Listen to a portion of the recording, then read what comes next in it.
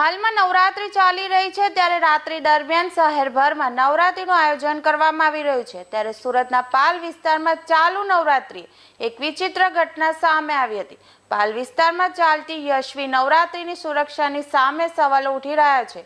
કિંજલ દવેના સુર તાલમાં ચાલુ ગરબાના કાર્યક્રમમાં સાપ નીકળ્યો હતો।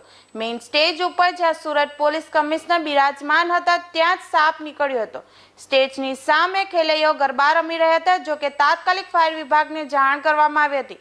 ડોમની બહાર સ્ટેન્ડ 2 ઉપર રહેલા ફાયરના જવાનોએ જ્યાં સાપ આવ્યો હતો તે જગ્યા ઉપર આવીને સાપને ઝડપી લઈને રેસ્ક્યુ કર્યું હતું। સાપને એક પ્લાસ્ટિકના ડબ્બામાં બંધ કરી દીધો હતો।